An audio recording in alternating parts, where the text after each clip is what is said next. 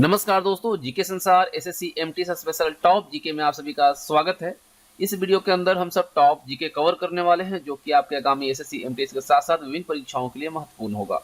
तो चलिए बिना देर के सेशन को स्टार्ट करते हैं और इनमें जो महत्वपूर्ण क्वेश्चंस दिए जा रहे हैं आपके वो आपके पेपर में आने की संभावना प्रबल बनती है। तो चलिए स्टार्ट करते हैं। पहला क्वेश्चन यहाँ पर बनता है कि दांडी मार्च में गांधी जी के साथ कितने समर्थक थे। आप सब जानते हैं दांडी मार्च के बारे में। देखिए, दांडी मार्च जो है इसे और किस नाम से जाना जाता है, नमक मार्च के तौर पे जाना जाता है। साथ ही साथ इसे नमक सत्याग्रह के नाम से जाना जाता है। ठीक है, और ये जो घटना है, ये जो मार्च की शुरुआत हुई थी, ये कब हुआ था? 12 मार्च 1930 को किसके द्वारा किया गया था? गांधी जी के द्वारा। ठीक है, और ये साबरमती आश्रम से लेकर कहां तक? दांडी तक यात्रा की गई थी और इस यात्रा की जो लंबाई थी वो 390 किलोमीटर के आसपास था। और 6 अप्रैल 1930 को गांधी जी ने नमक बनाकर कानून को तोड़ा था। मेन इस मार्च का उद्देश्य क्या था? गांधी जी के द्वारा समुद्र के जल से नमक बनाकर ब्रिटिश नीति जो थी उसका उल्लंघन करना था। अंग्रेजों ने क्या किया था? नमक पर टैक्स लगा दिया था और उसी के विरोध में इस मार्च को निकाला गया था। ये निकाला कब गया था? 12 मार्च 1930 को साबरमती आश्रम से, और कहां तक गया था? दांडी, और यहीं पर 6 अप्रैल 1930 को नमक बनाकर इस कानून को तोड़ा गया था। और ये गुजरात में हुआ था, तो गुजरात को उस वक्त नौसारी कहा जाता था। देखिए, तो दांडी मार्च है, इसको सुभाष चंद्र बोस ने किससे तुलना किया था? तो ये जो मार्च है इसको नेपोलियन का जो पेरिस मार्च था उससे सुभाष चंद्र बोस ने इसकी तुलना की थी। और भारत में गांधी जी का पहला जो सत्याग्रह हुआ था या आंदोलन जो हुआ था वो चंपारण सत्याग्रह से हुआ था। ठीक है, चलिए दूसरा क्वेश्चन है कि पूना समझौता कब हुआ था। देखिए, पूना समझौता ये कब हुआ था? 1932 में। ठीक है, पूना समझौता कब हुआ था? 1932 ईस्वी में हुआ था। और कब? 24 सितंबर 1932 को महात्मा गांधी और वी.आर. अम्बेडकर के बीच ये समझौता हुआ था। और पूना के यरवदा जेल में यह क्या हुआ था? समझौता हुआ था, बैठक हुई थी। और अंग्रेजों ने इसे सांप्रदायिक पंचाट यानी कि कम्युनल अवार्ड संशोधन के रूप में इसे अनुमति प्रदान की थी। क्वेश्चन नंबर 3 है, गांधी जी ने कांग्रेस से कब इस्तीफा दिया था? तो 1934 में गांधी जी के द्वारा कांग्रेस से इस्तीफा कब दिया गया था? 1934 में। संघीय न्यायालय की स्थापना किस भारतीय अधिनियम के द्वारा किया गया था? तो ये किया गया था भारतीय शासन अधिनियम 1935 के द्वारा। अगला प्रश्न है, कम्युनल अवार्ड किस समझौते को कहा जाता है? अभी हम लोगों ने देखा पूना पैक्ट, पूना समझौता जो है इसे कम्युनल अवार्ड कहा जाता है। अगला प्रश्न है, 1937 के चुनाव में किन दो राज्यों में कांग्रेस की सरकार नहीं बन पाई थी? तो था बंगाल और पंजाब। ठीक है, 1937 के चुनाव में जिन दो राज्यों में कांग्रेस की सरकार नहीं बन पाई थी वो था बंगाल और पंजाब। कांग्रेस सोशलिस्ट पार्टी की स्थापना किसने की थी? तो ये आचार्य नरेंद्र देव के द्वारा किया गया था। कांग्रेस सोशलिस्ट पार्टी की स्थापना आचार्य नरेंद्र देव ने की थी।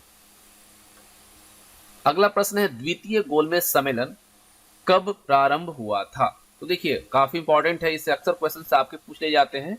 तो द्वितीय गोलमेज सम्मेलन जो है ये कब शुरू हुआ था? 7 सितंबर 1931 को।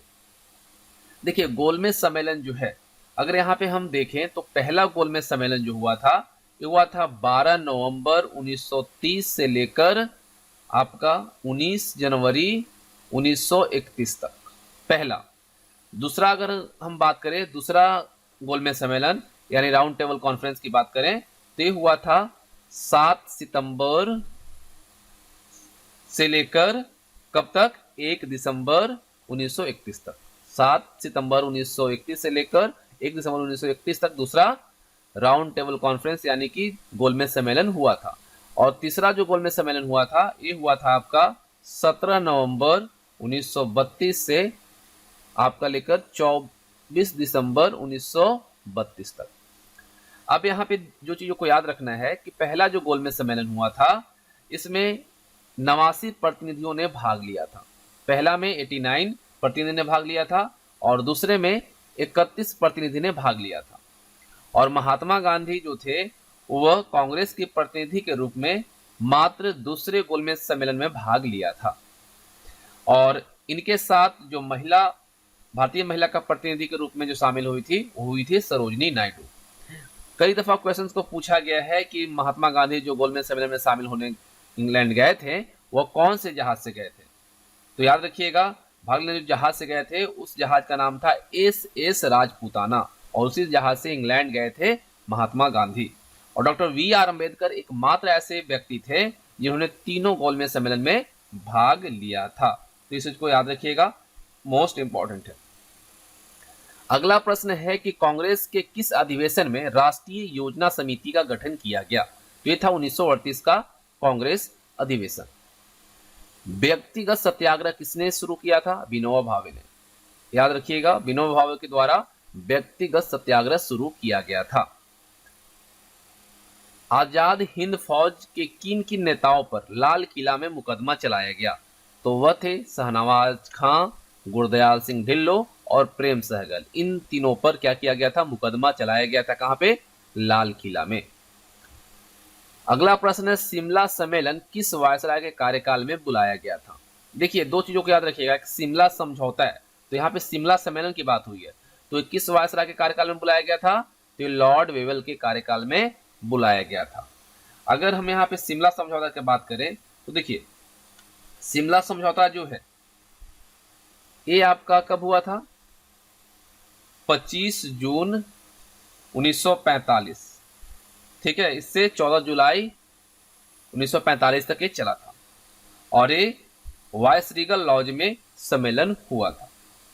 शिमला समझौता जो हुआ था वो कब हुआ था? शिमला समझौता जो है ये आपका 1972 में हुआ था और ये कब हुआ था? 2 जुलाई 1972 को तत्कालीन भारतीय जो प्रधानमंत्री थी इंदिरा गांधी और तत्कालीन पाकिस्तान के राष्ट्रपति जुल्फिकार अली भुट्टो के बीच में यह समझौता हुआ था, ठीक है।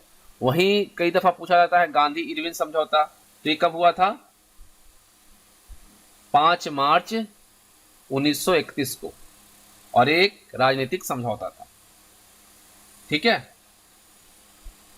चलिए, अगला प्रश्न है, भारत छोड़ो आंदोलन के दौरान किसने समानांतर सरकार स्थापित की थी? तो ये किया था चित्तू पांडे ने। भारत छोड़ो आंदोलन के दौरान समानांतर सरकार की जो स्थापना हुई थी वह चित्तू पांडे के द्वारा किया गया था। इंडिपेंडेंस लीग की स्थापना कहां की गई थी? टोक्यो में। कहां किया गया था? टोक्यो में। आजाद हिंद फौज का गठन किसने किया था? देखिए, आजाद हिंद फौज का जो गठन है मोहन सिंह के द्वारा किया गया था। किसने किया था? मोहन सिंह ने। रॉयल इंडियन नेवी ने कब विद्रोह किया था? तो ये जो विद्रोह है 1946 में हुआ था। कब हुआ था? 1946 में। कैबिनेट मिशन में कितने सदस्य थे? तो 3 थे। कौन कौन थे? तो लॉर्ड पैथिक लॉरेंस जो कि भारत के सचिव थे, सर स्टेफर्ड क्रिप्स व्यापार बोर्ड के अध्यक्ष थे, और एवी अलेक्जेंडर जो कि नौसेना मंत्री थे। और आपको मैं बता दूं, कैबिनेट मिशन कब आया था? 1946 में। और उस समय प्रधानमंत्री कौन था इंग्लैंड का? इटली। नाविकों का विद्रोह किस जहाज पर शुरू हुआ था? तो हुआ था तलवार पर, ठीक है। किस जहाज पे? तलवार पे। समानांतर सरकारों में सबसे ज्यादा दिन तक चलने वाली सरकार जो थी वो कहां की थी? तो ये सतारा की थी। समानांतर सरकार जो सबसे ज्यादा दिन तक चली थी वो सतारा की सरकार थी। CR फॉर्मूला कब प्रस्तावित किया गया? देखिए, CR फॉर्मूला जो है 1944 में प्रस्तावित किया गया। अगर मैं बताऊं आपको कि CR फॉर्मूला, तो CR फॉर्मूला जो है वह C राजगोपालाचारी के सूत्रों को कहा जाता है, या फिर इसे, ये जो फॉर्मूला है इसे राजा जी सूत्र भी कहा जाता है। राजा जी सूत्र भी कहा जाता है। यह ब्रिटिश भारत की स्वतंत्रता पर अखिल भारतीय मुस्लिम लीग और भारतीय राष्ट्रीय कांग्रेस के बीच राजनीतिक गतिरोध जो चल रहा था उसको सॉर्ट आउट करने के लिए चक्रवर्ती राजगोपालाचारी द्वारा तैयार किया गया एक प्रस्ताव था, और इसे ही CR फॉर्मूला कहा जाता है, जो कि 1944 में प्रस्तावित किया गया था, प्रस्ताव लाया गया था। अगला प्रश्न है, शिमला सम्मेलन कब बुलाया गया था? तो अभी हम लोगों ने देखा 25 जून 1945 को। अगला प्रश्न है कि अंतरिम सरकार की घोषणा कब की गई थी? तो अंतरिम सरकार की जो घोषणा है वो 24 अगस्त 1946 को हुआ था। कब? 24 अगस्त 1946। प्रत्यक्ष कार्यवाही कब प्रारंभ की गई थी? तो इस 16 अगस्त 1946 को किया गया था। मोस्ट इंपॉर्टेंट है, ठीक है। प्रत्यक्ष कार्यवाही जो शुरू किया गया वो 16 अगस्त 1946 को किया गया था।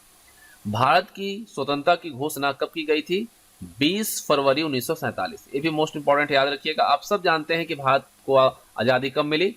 15 अगस्त 1947 में।